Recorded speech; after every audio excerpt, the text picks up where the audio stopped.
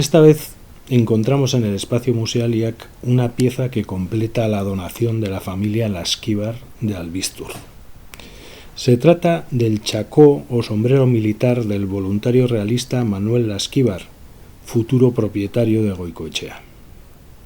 El chacó o morrión era un sombrero alto, cilíndrico y con visera, similar a los usados por muchos ejércitos en la primera mitad del siglo XIX.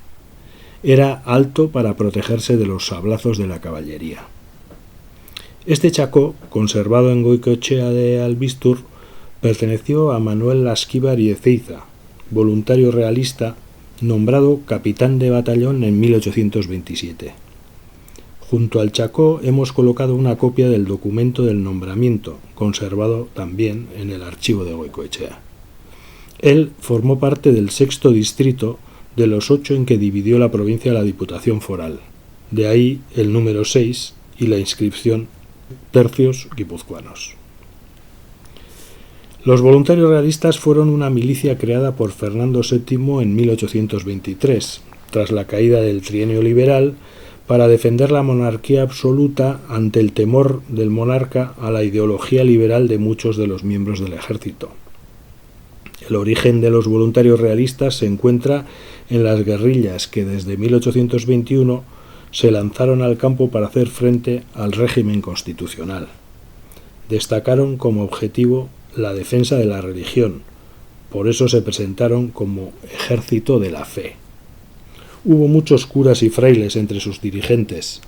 La guerrilla antiliberal guipuzcoana estuvo concretamente dirigida por el presbítero de Albistur, Francisco Gorostidi. Estas guerrillas se impulsaron por el descontento del campesinado ante las medidas del gobierno liberal. No fueron capaces de expulsar a los liberales del gobierno, pero al final lo consiguieron con la invasión de los 100.000 hijos de San Luis.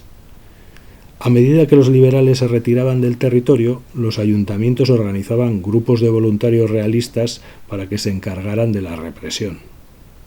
Después, cuando Fernando VII recuperó el poder absoluto, los voluntarios realistas fueron responsabilidad de la Capitanía General en cada provincia, excepto en las provincias vascas que dependieron de las diputaciones forales. Los voluntarios realistas fueron la base del alzamiento carlista de octubre de 1833. Manuel Lasquíbar y Ezeiza participó en este conflicto como oficial del pretendiente carlista. Fue nombrado capitán en octubre de 1833.